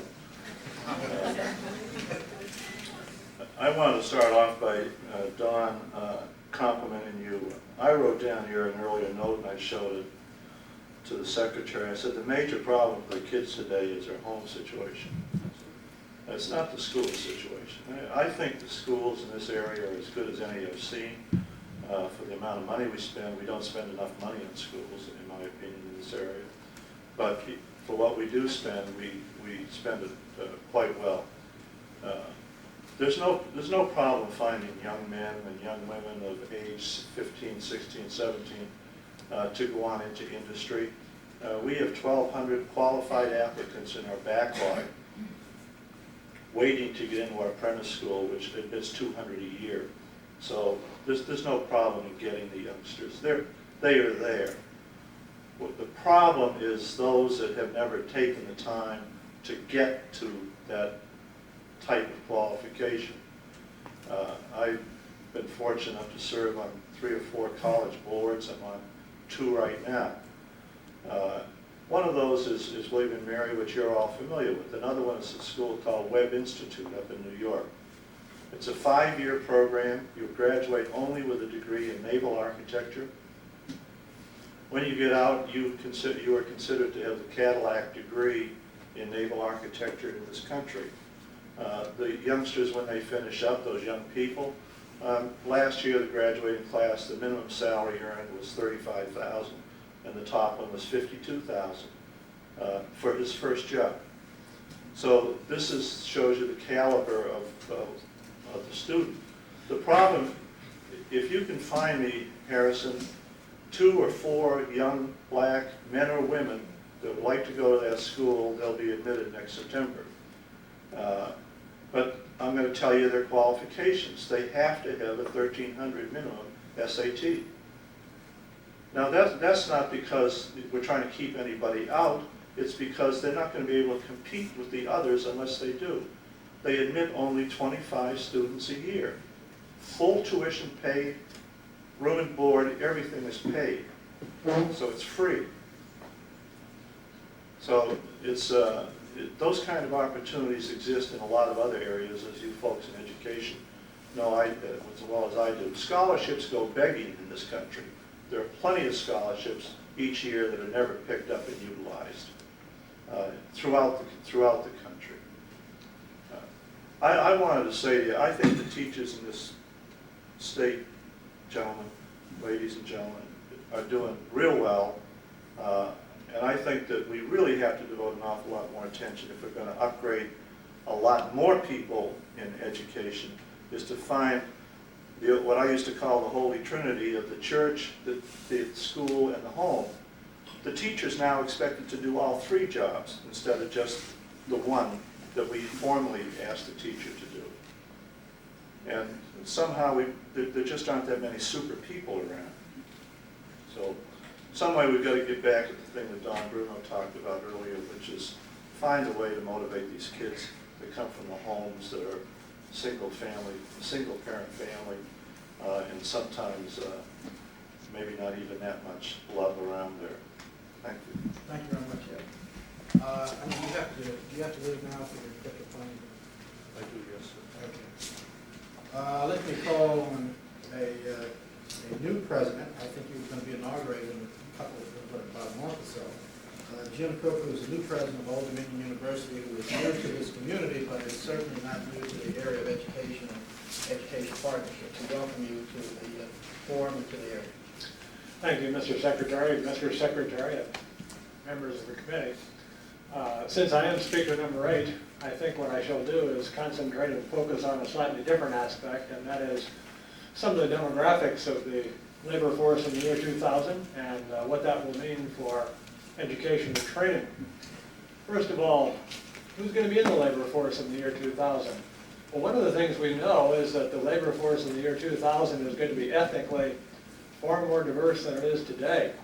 In the year 2000, 80% of the new entrants to the labor force will be women and minorities.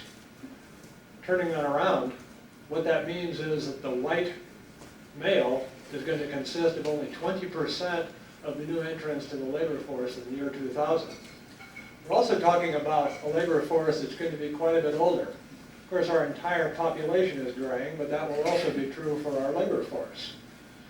Just this afternoon, I was talking to about 25 new minority freshman engineering students coming to Old Dominion University as a part of a new scholarship program that we have. And what I said to them is, get used to being old because you're going to be old a long time. And by that I meant simply is that their expected lifespan, their expected time in the labor force is much longer than was true for their parents, than was true for their grandparents. We're also, of course, talking about a labor force which in many ways is going to be much more mobile. Several years ago, the U.S. Department of Labor did a study of high school graduates and found that the average high school graduate today can expect to have 7 different distinct occupations during his or her lifetime. And what that means is the first job isn't the last job, and we're talking about a world in which technological change, changing job requirements, international competition is going to wipe out jobs, create them, new jobs come along. And we're talking about individuals then who are going to be very rapidly moving from one job to the next. Now that, I guess, implies geographic mobility, and of course our population is moving more rapidly. But the other side of that coin is, because of the nature of the population, because we're talking about people who have to commute, who may be a single parent, raising a family and the like, they're not necessarily more mobile when one talks about going and getting education.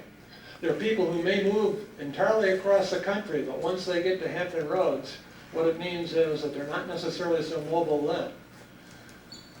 What does that imply for how we're doing education and training? Well, one of the things I think it means is that we're going to have to do college coursework to the people where they are, when they're able to take the courses, and offer them really what they wish to take at that particular location. Because we're talking about individuals who truly will be place-bound in many instances. I'm reminded at ODU, for example, we have 2 programs that utilize television. One sending our engineering technology program out to Roanoke, to the community college there. Another sending our nursing program at the baccalaureate level to our Eastern Shore. I think those are examples of programs of the future, because truly, in an AT&T sense, we've got to reach out and touch people where they are, otherwise they're simply going to be shut out from higher education. I think it means, for example, that we're going to have to be willing, very willing in higher education, to offer courses on site in business firms. If we're talking about, for example, that engineering technology program, it makes sense to go and offer the courses there right on site, perhaps using a production line at one of our business firms in the area. That means, of course, not just that higher education is willing to go out there and do that, but also the business firm essentially has to be willing to have higher education out there, provide the site, provide the time, provide some of the expertise. It means, obviously, the use of technology to reach out. Television is one example, but for example, it's possible today to put an entire course on a single video disc, thus enabling a student to pick up that disc and maybe even put it in their television set and take the course at 2 o'clock in the morning if that's when they happen to be available, or at 9 in the morning if that's when their children happen to go off to school. It means that we're talking about, I think, multiple entry, multiple exit programs where students can come in at different levels and leave at different levels. It means, for example, frankly, that we've got to tailor many more of our programs in higher education along with business firms to say, who is it that we're trying to reach and when is it that they're going to be available?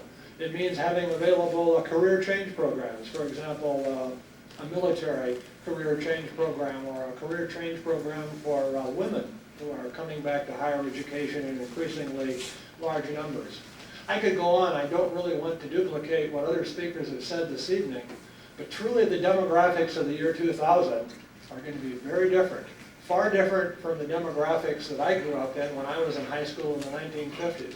We're simply living in a different world, and the way to deal with that world is to, I guess, almost in the fashion of Peters and Waterman, you know, who wrote In Search of Excellence, go out and talk to the customers.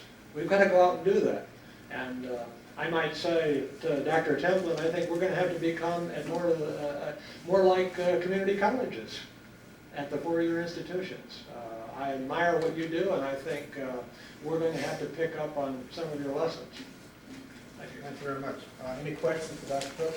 I have one. I'm intrigued by the program that you mentioned in going out to places like Accomack, because I realize the rural community there's got to be innovative ways to get to the rural community as well that will provide good quality programs. And you mentioned things such as Centrex and real innovative programs that could reach out that way, because that's the only way you're going to have an equal program for all, is to do it that way. And I'm curious about things that you're doing like that. Well, many of our students, of course, are place-bound, or nearly so.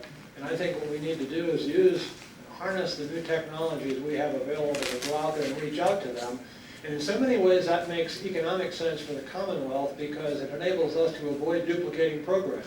We don't have to have 10 or 12 varieties of the same program around the state. We could have 1 or 2 or 3 programs, and those programs reach around to remote sites, either via television, which can be interactive. Just as a little ad for ODU, ODU has the only KU-band satellite uplink of any of the universities in the state, and that's the means by which we reach out. That's truly the future for us, and I think as we think about allocating resources in higher education in the future, we've really got to take advantage of some of the new technologies that are out there. Any other questions? If not, thank you very much, Dr. Cook. We have listed next 3 presenters from the Adams Middle School program, and given the time problem we're running into, I'm not sure. Did you want to, 3 of you want to present at once, maybe a summary? Okay. Okay, why don't you come on up? And while they're coming up, let me mention a couple of things. I've only been in office for about 6 months, but we do learn a few lessons. One is that when the General Assembly speak, we listen. And the second is that when former governors enter the room, we stop and introduce them. So let me, for a moment, acknowledge the arrival of the Honorable Linwood Holton, former governor of the Commonwealth of Virginia.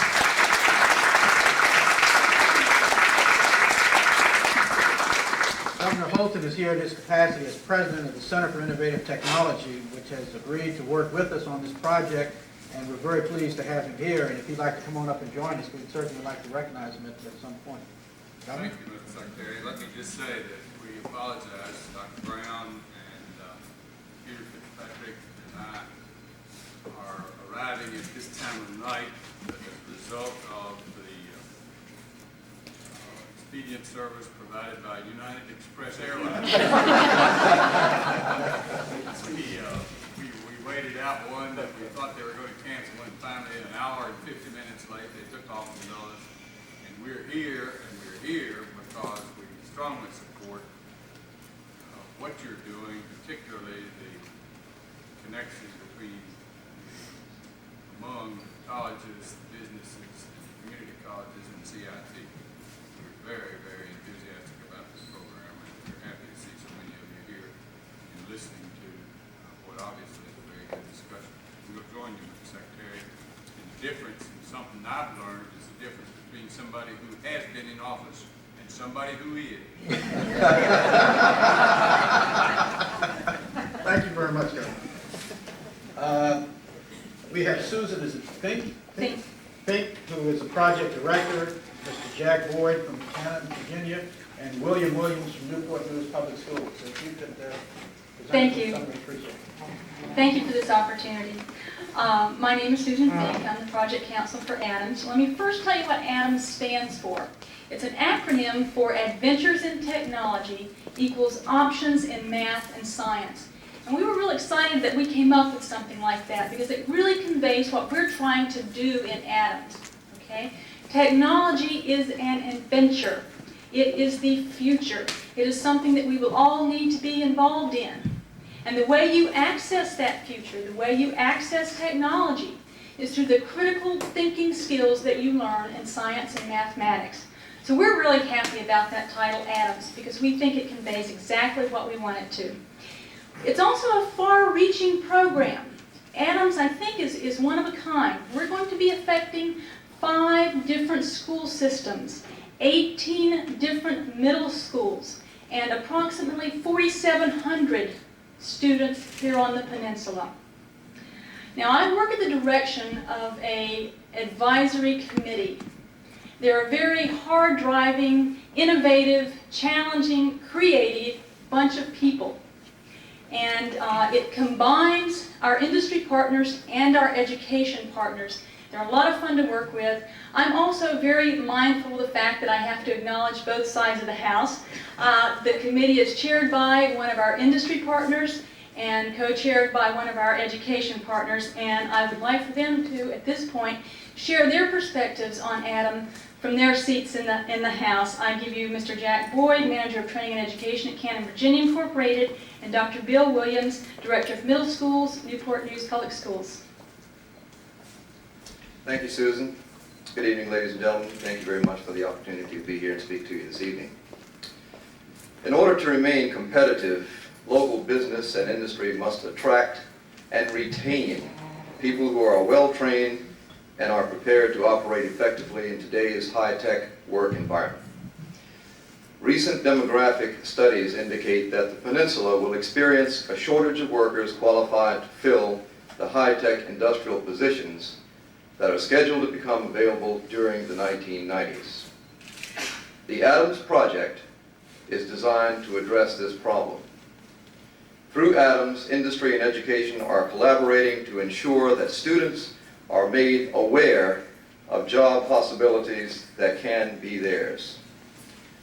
We will attempt to educate our middle school students by means of public school visits by locally employed technicians. These technicians will be trained to educate our students on the possibilities that will exist in technological careers that will await these students should they take proactive steps to prepare for these careers now. They must take these steps now. ADAMS offers the prospect of a win-win situation for education and industry. If our efforts are to pay off, if they are successful, hundreds of young people can look forward to obtaining good jobs with any number of our local high-tech industries. Since industry is among the direct beneficiaries of this program, industry is in full support of this project. Furthermore, the availability of such a workforce ensures that the peninsula will remain competitive in the eyes of major companies who are looking for a satisfactory place to remain, to locate, or to relocate. All of us who call the peninsula home can surely benefit from this project, and we all look forward with great expectation to launching the ADAMS project this fall. Thank you very much. I'm pleased to bring you the perspective from education, and it's a real pleasure to work with Jack Boyd, sort of co-chairing this committee. And as Susan said, it's a very active, very involved, and very creative group to work with. I'd like to just quickly tell you what grade level we selected, why we selected the grade level, what we plan to accomplish with the project. The industry task force, their first recommendation was to develop a program on career education for middle school students. The committee spent long hours discussing, investigating, researching what grade level to work with. We knew we had to sort of focus our attention on a specific group. We chose the 7th grade. We were further charged with really looking at a program for the students in the middle. And those of you that were former teachers or teachers certainly can appreciate that frequently we find that we have programs for the top end and the bottom end, but not much for the students in the middle. And this program, really, the focus for it will be for those students right there in the middle.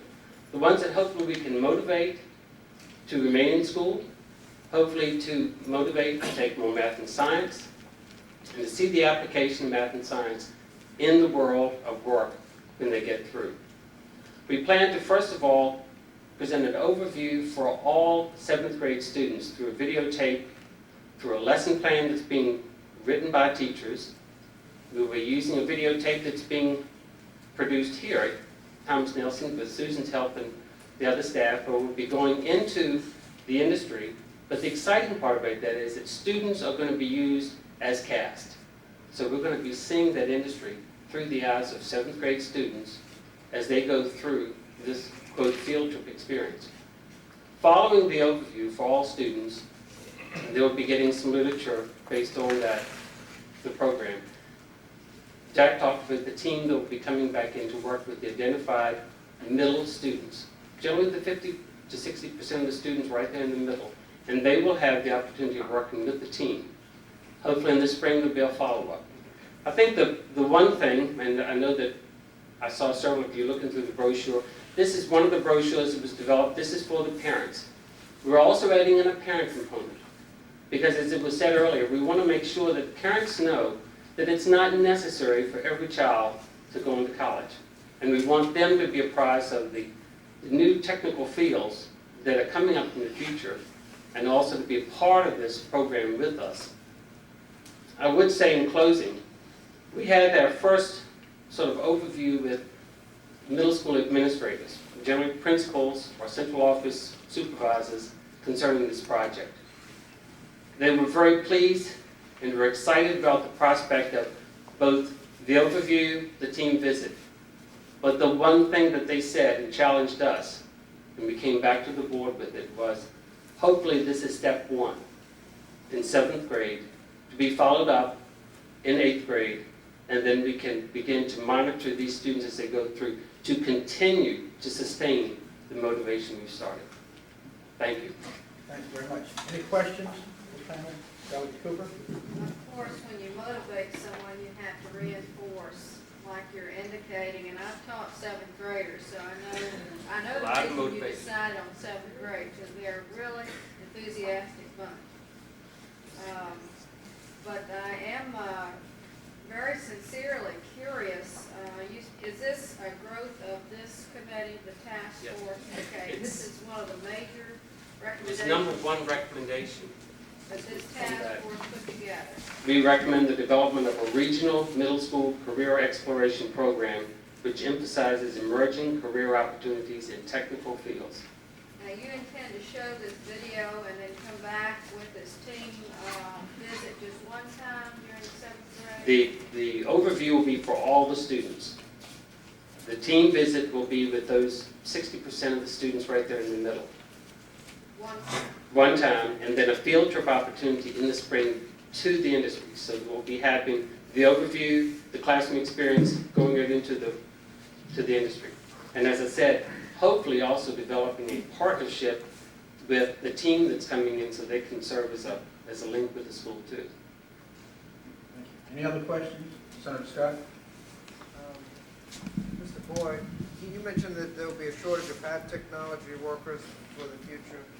During the 1990s, that's correct. Could quantify that? I believe the white paper outlines, does it not, Dr. Templin, a number of the areas in which technicians are going to experience shortfall.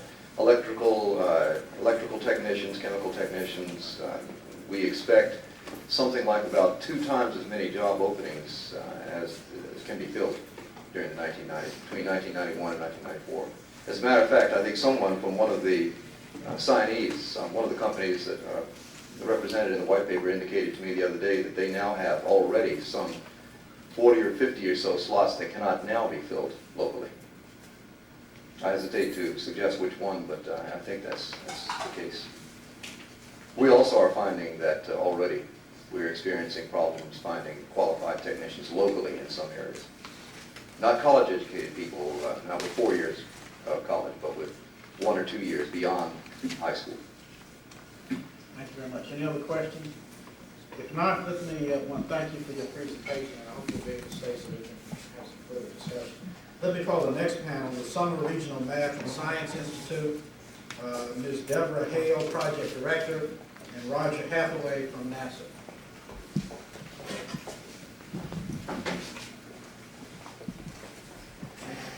Secretary Dyke, and I believe Secretary Crown, and that's all I'm leaving at that point. And members of the committee, I thank you for inviting us here today. The 2 programs, the Adams program and the middle school program, the math science program, seem to be very similar. And let me just mention that each program is a great idea. There's so much need out there that we really have to encourage the development of this program, as well as the Adams program and many, many other kinds of programs. And if some of these programs can be duplicated elsewhere, that's great. Recommendation number 1 is the Adams program. Recommendation number 2 in the Workforce 2000 report is the Regional Summer Institute. The partners for the Institute, let me just mention too, this is Roger Hathaway representing NASA. And he is a partner in our organization, in our program. In the interest of time, Roger has elected not to speak at this time. So he is going to help us, help me in this manner. Thomas Nelson Community College is one of the members of the partners in the program. NASA, I mentioned Roger Hathaway representing. CBATH, Dr. Grunder, who spoke earlier, is also a member. Hampton Public Schools, the Newport News Public Schools, and York County Public Schools. We only have 3 public schools that are participating at this time. Also, I want to let you know the partners do include the parents. We definitely have a workshop plan with the parents. And this program, by the way, has already been in process. It's been in process since January. We have the summer program, and I want to go through exactly what I mean by the Summer Regional Institute, the overall program goal. The overall goal of the 4-year summer program is to motivate. You hear that word a lot. Motivate the middle school students to enroll into higher levels of mathematics and science courses in high school. Now there's particular emphasis on the increasing numbers of females and minorities. These are the groups that are previously underrepresented in these fields, but we do not lock out any other groups. The same things that affect minorities and females are the same melodies that affect any other group. And so we do have white males in the program, we do have white females in the program, so really it is not closed to any group. The overall program elements, with the sophistication of technology in the workplace, the complexity of instructional manuals, higher levels of math and science definitely must be mandated for every student in high school, whether they're bound for college or not. In this program, we are targeting the average unmotivated student or the high ability unmotivated student, because it's these students who don't see college or technical careers as within their grasp at this moment. To reach these students, we had taken a more innovative approach than we had in the past. We are taking a holistic approach. We've designed a program to involve them in activities through the summer and fall that not only are enjoyable but challenging. Now, the summer begins with a Ropes Initiatives course, and that course is designed to connect them mentally and physically. In other words, you've got to get the mind and the body together. is designed to involve the group and the individual in activities that build networking, build social skills, build self-confidence, develops trust, self-awareness, self-esteem, and group trust. Now, this idea of teaching these students social responsibility and networking skills threads itself throughout the summer program. And into the school year, we want these students to learn how to help each other solve common problems that they encounter in their daily life, and to have some kind of way to support each other. In other words, we want them to come away with the understanding that in their educational career, they're not alone. They have their teachers, they have their counselors, they have their parents, but most of all, they do have each other. This understanding of how to relate to one another in a positive way, we want to help them develop interrelationship skills. In a lot of places, that's really lacking. How do we learn to work together? The math, biology, chemistry, computer application courses are not the courses to teach ABCs. These courses are linked together with the thread of logic. We want study skills, communication skills. They're all designed with exciting hands-on activities, and we emphasize the role of thinking and logical steps involved in solving problems for which there are no definite answers. Basically, there are definite answers for some of the math problems, but we wanted to emphasize the part where there are some problematic ideas where there are no definite answers, and at best, it's a series of alternatives. And we want to nurture thinking, which leads to inquiry, and what we hope that they would discover is that some choices are better than others. Students need to be clear in their focus about the future, and I don't want to go into that. I want to skip a little of that and go into the last part. The school year components. There are 60 students who were selected to participate in the program. 20 were from the 3 different schools, and 20 from Hampton, 20 from Newport News, 20 from York County. And each group of 20 from these school systems will be attending the same high school in their school system in the fall. And the 3 receiving high schools will schedule these students to attend the same math and the same science classes. Now, this arrangement was done so that we can maximize the efforts to get to group activities like lectures and field trips and tutor counselor involvement. And from the 3 high schools, a total of 6 classes and 6 teachers will be involved. We have teacher activities like the NASA Education Center services, the Moon Rock certification training. There are all kinds of things that we have planned for the teachers. Field trips, NASA, HU flight simulations, Living Museum, Under the Seas Expo, Physics Fair at Busch Gardens. There are several things that we plan for them in the fall. Classroom lectures, the students will be studying pre-algebra and earth science. And keep in mind, these are 9th grade students, so we're trying to tailor it to what they will be studying in the 9th grade. Project advisors, each year the students are expected to do a science project. So it would be the mentors from CBAF or NASA or some other of the local industry and education or community agency who will provide mentors to help the students with their science project. We do have tutorial assistants, high school students who have helped in the summer program, who will be available to teach the students with their math and science in the fall. It's hoped that the innovative techniques, and we have, as I said, we've run this program this summer with great success, and that was just the summer component, and we're now moving to the school year. Thank you. Thank you. The part that's probably missing is the human element.